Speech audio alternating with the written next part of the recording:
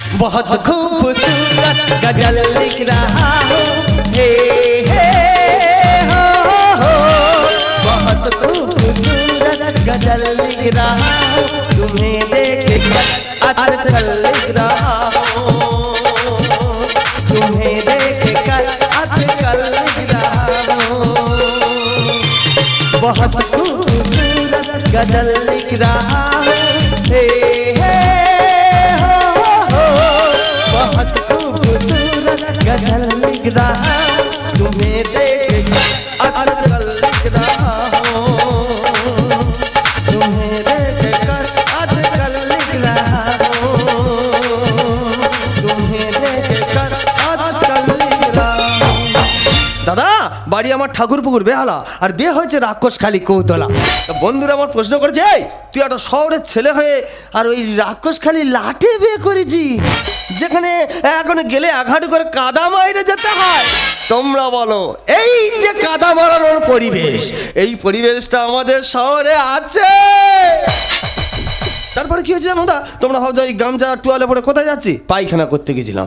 সে কি দৃশ্য, পায়খানা করতে সবে বসবো আর পূব দিক থেকে এত সুন্দর হাওয়া আসছে যেন আধ ঘন্টা ঘুমিয়ে নি। দাদা তারপর পায়খানা করতে বসলাম আর দেখি না কুয়াশা পড়েছে দুর্ভোগাসের ওপরে, একটা জোঁক দেখি না টিটিং টিটিং করে, দেখি না টিটিং টিটিং টিটিং করে আমার তো নাচছে। আমি যতটুকু পায়খানা করেছি পায়খানাটুকু রেখে আমি ছুটছি জোঁক আমার পেছনে আসছে, আমি ছুটছি। আমি হঠাৎ একটা বৌদি দেখি না চারখানা ছাগল আর একটা গরুনের সামনে থেকে যাচ্ছে।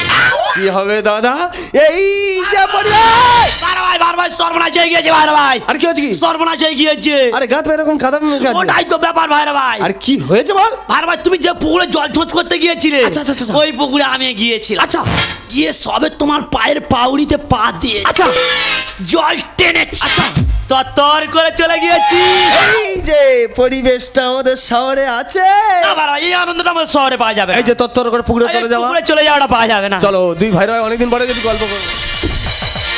একটি বিশেষ ঘোষণাটি অনুগ্রহপূর্বক শুনবেন। সরকার থেকে প্রতি বাড়িতে শৌচালয় দেওয়া সত্ত্বেও তবুও লোক মাঠে ঘাটে পায়খানা করছে, তাই পাথর প্রতিমা থানা থেকে একটি ক্যামেরা বসানো হয়েছে। যারা মাঠে পায়খানা করবে তাদের ছবি কম্পিউটারে উঠে যাবে, ধরা পড়লে 2 লক্ষ টাকা জরিমানা, 7 বছরের জেল। ঘোষণাটি এখানেই সমাপ্ত।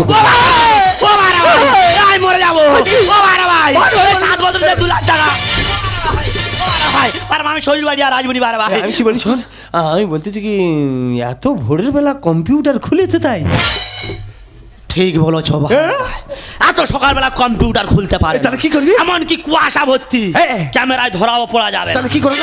ভাই কোনো কথা হবে না, দুই ভাই গোবেগে চলে যাবো, গিয়ে স্পটে গিয়ে মালটা ভালো করে আংলে ধরে আর টুক করে তুলে নিয়ে চলে আসবো।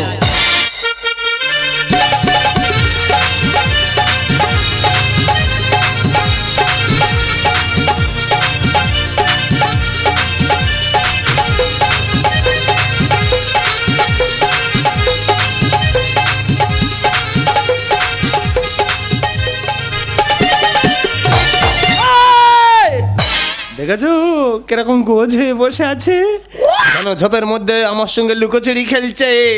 খেলবার দরকার নেই, এসো আমার ফিঙ্গারিং এ উঠে এসে। আর কি হয়েছে? কাঁদছিস কেন? কি হয়েছে কি বলতে দেখি শুনি। আরে কি হয়েছে, কাঁদছিস কেন? আমার মাল কম্পিউটারে তুলে নিয়ে চলে গেছে। কি হয়েছে?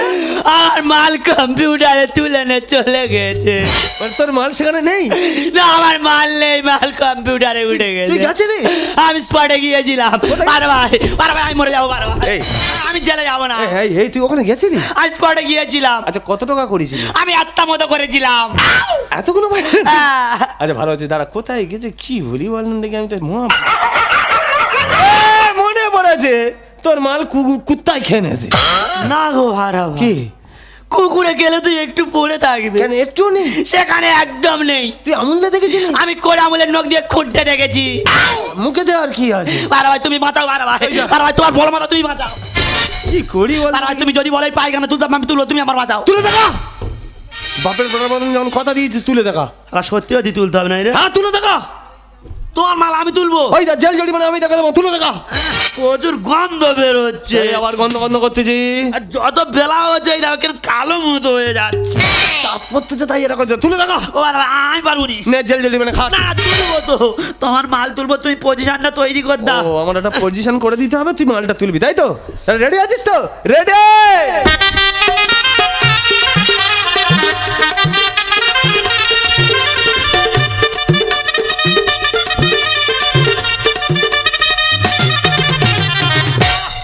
কত করে বলেছিলাম আমাদের এই শহরে এসে মূলো শাক দিয়ে বাংলা খেও না। সেই উল্টো পাল্টা কথা কেন এখানে বলতেছিস? প্রচুর গন্ধ। না, যেখানে গন্ধ সেখানে আনন্দ, তাড়াতাড়ি তো।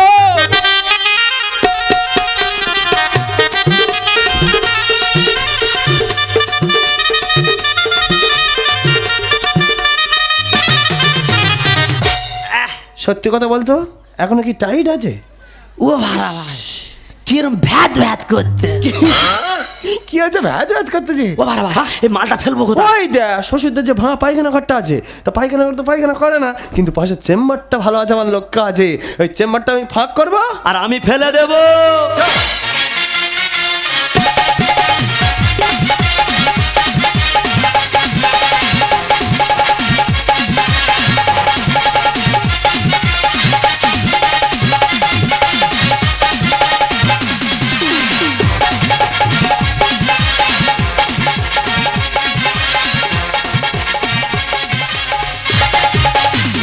মোহনাই নদী যদি চাই ফিরে যেতে, ঠাকুর বাড়ি বিরহ মেনে নিতে।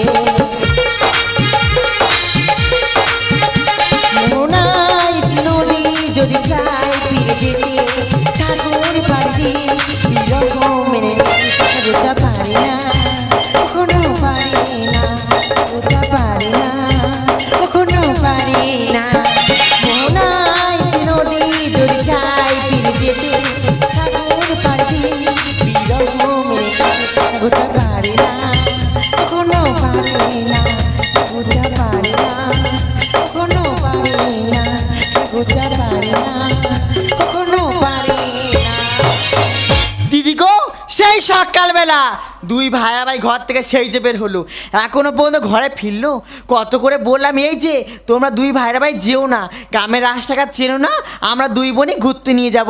আরে বাবা কে কার কথা শোনে, তাও টিফিন করে বলো। তাই দুই ভাইরা ভাইয়ের এখনো পর্যন্ত কোনো পাত্তা আছে?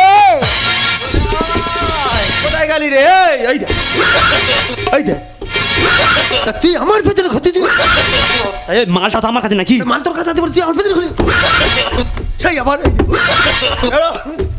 এই যে আহ। তোমার দুই ভাই ভাই অন করছে কেন? ও জিজ্ঞাসা কর। ছোট ভাই কি আছে? তুমি সারা শরীরে কাদা মেকাচ্ছ কেন? ও কিচ্ছু নয়, আর ও কিচ্ছু না মানে তোমার পেছনে কি? ও কিচ্ছু নয়। এই যে ছোট ভাই অমর করছে কেন? আরে ও কিছু না, দুই ভাইরা একটু ফাঁকে গেছিলাম, হ্যাঁ। তা আসার সময় ভাইরা বলতে বলে বড়দা একটু মদ খাওয়া হলে হতো নি। আর তোদের সেই মোড়ে মাথার যে দোকানটা আছে না, আছে। তো ওই দোকান থেকে একটা বিয়ার নিয়েছি, বুঝলি? ভালো কথা। তা বিয়ারটা নেওয়ার পর বলতে বলে ভাইরা শুধু খাওয়া হবে। তা ওই দোকানে গেলাম, দোকানে গিয়ে হ্যাঁ দোকানে গিয়ে একটা পকোড়া নিয়েছি। শালা কিসের উপর ফেলে দা, পকোড়ার উপর ফেলে দিচ্ছে। তুই শালা খালি মাথা নিয়ে রে কোথেকে কোথেকে। এই যে আহ। পকোড়া এনেছো? হ্যাঁ। তা কি পকোড়া এনেছো? চিকেন পকোড়া না ছোট ভাই ভেজ পকোড়া? না না, ভেজ পকোড়া নিয়েছি। না গো বর্দি, কালমেঘার পকোড়া।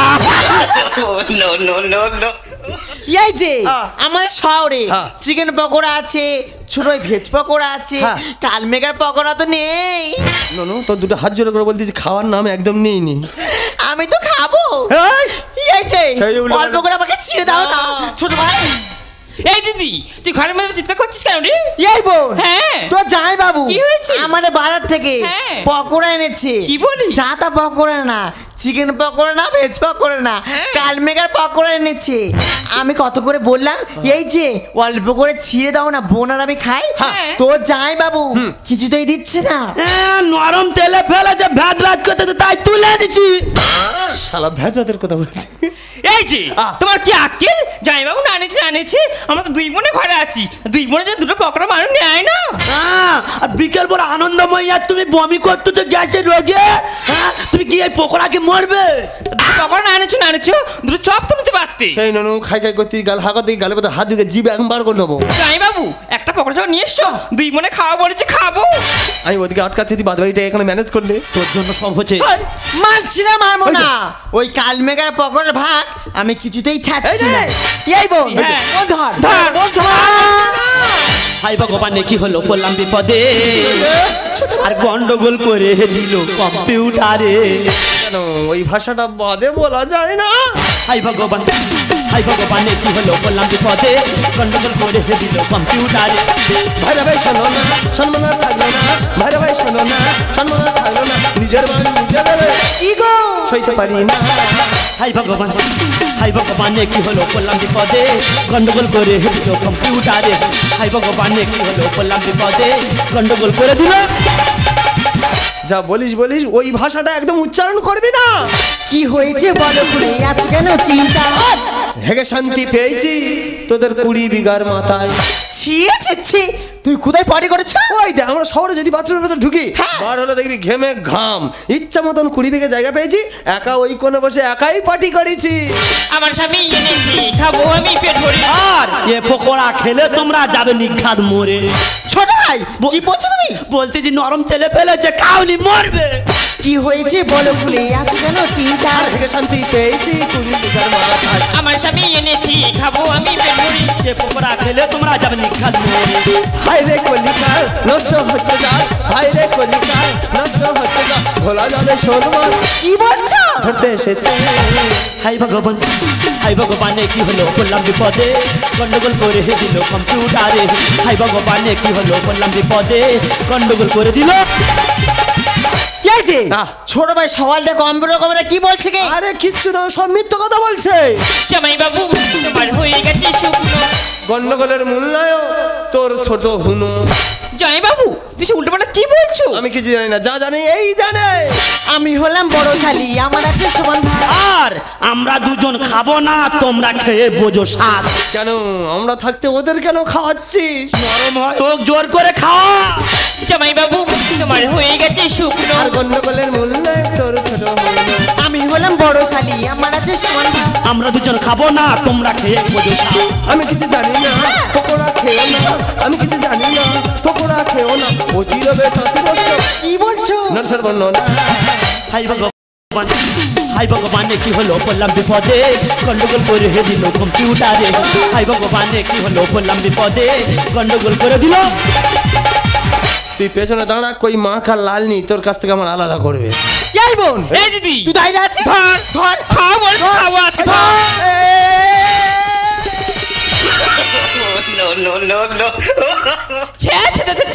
এই দিদি এটা প্যাকেট ভর্তি করে পায়খানা নিয়ে এসছে রে এই দিদি বেগে দিকে আইগা নিয়ে এসে রে নিয়ে তুই খা তুই খাই বলে পাগল হয়েছিস তুই ভালো করে খা তুই মুখ কা তো তুই না ভালো করে ব্রাশ কর তুই খা তুই খা তুই খা ওই তোরা দুজনে একসঙ্গে খা এই যে তোমার কি আক্কেল তুমি নতুন শ্বশুর বাড়িতে এসছো কোথায় বড় বড় রসগোল্লা নিয়ে আসবে আর তা না নিয়ে সেই প্যাকেট ভর্তি পায়খানা এসছো তোমার লজ্জা করছে না ছি ছি ছি তোমার দুই ভাই লজ্জা করছে না তোমরা শহরে থাকো শহর থেকে গ্রামে এসে বাইরে পটি করে সেটা প্লাস্টিক নিয়ে বাড়িতে এসেছো এই সময় বাবা মা জানতে পারে তোমার দুই ভাই বাড়ি কি ভাবে বলো তো এটা আমাদের দোষ নয় বড়দি বড়দি আমরা যখন মাঠে পায়খানা করতে গিয়েছিলাম দেখি রোড থেকে মাইকে প্রচার করে যাচ্ছে মাঠে পায়খানা করা নিষেধ আর এই পায়খানাটা লুকানোর জন্য আমরা ঘরে আনতে বাধ্য হয়েছি বড়দি এর জন্য দায়ী কে জানো? কে? এর জন্য দায়ী হলো তোমার বাবা। কি বলছো একটা কথা বলতে পারো এখন সরকার থেকে কি করেনি কি দিয়েছে কন্যাশ্রী রূপশ্রী যুবশ্রী এমনকি প্রতিটা ঘরে দিয়েছে শৌচাগার আর শৌচাগারের টাকাটা নিয়ে তোমার বাবা শৌচাগার না তৈরি করলে কি করলো প্রত্যেকদিন খাসির মাংস আর বসে বসে মদ খাচ্ছে। আচ্ছা তুমি বলতে পারো আমরা তো শহর থেকে তোমাদের গ্রামে এসেছি গ্রামে এসে যখন দেখলাম তোমাদের শৌচাগার নেই দুই ভাই ভাই চলে গেছেন নদীর বাথরুম ওখানে বাথরুম করতে বাথরুম করে যখন আমরা আসছি হঠাৎ করে এইটা শোনবার পরে মালটা কোলে করে তুলে নিয়ে চলে এই দিদি জামাইবাবু তো ঠিক কথা বলেছি আপনাদেরকে বলছি মেয়েকে শহরে বিয়ে দেওয়ার আগে শহরের পরিবেশের মতো নিজের পরিবেশে তৈরি করবেন তারপর মেয়েকে শহরে বিয়ে দেবেন নাহলে আমাদের মতো এইরকম পোস্তাতে হবে বুঝতে তো হবে তোমার বাবার কি বোঝাবে বর্দা আমি তোমার মাল ঘরে পৌঁছে দিয়েছি, আমি জানি আমার জেল খাটতে হবে না। তুলে দে যা। বর্দি তোমার স্বামী বাংলা খেয়ে পটি করেছে, তুমি এই পটি পরিষ্কার এই তো, করো। এই তো। এই তুমি চলে এসো। বাবা কি এই তো, এই দিদি আমি আসিনি, তুই ভালো করে পকোড়া খা। কি গো, কোদালটা নিয়ে এসো, মালটা তুলি। ও গো, আমার বাবা মার হয়ে আমি তোমার কাছে ক্ষমা চাচ্ছি। কেন ক্ষমা চার দিয়েছে? আর বাবাকে তুমি ক্ষমা করে দাও। আর ছোট ভাই বোন তো রেগে মেগে চলে গেল। চলো ওরা দুজন আর আমরা দুজন আজ দুপুরে নদীর পাড়ে ঘুরতে যাবো আর বলবো ऐसे दीवाने की देखी नहीं कहीं मैंने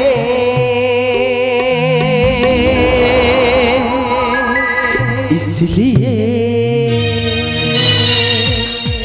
जाने जाना दीवाना मेरा नाम लिख दिया, तेरा नाम लिख दिया, मेरा नाम लिख दिया, तेरा नाम लिख दिया। ऐसे दीवाने की देखी नहीं कहीं मैंने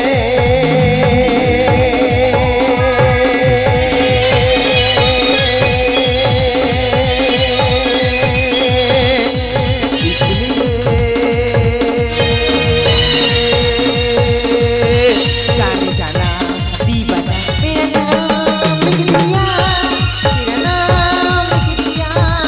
हाँ, नाम रख लिया, मेरा नाम रख लिया, हाँ, नाम रख लिया, मेरा नाम रख लिया।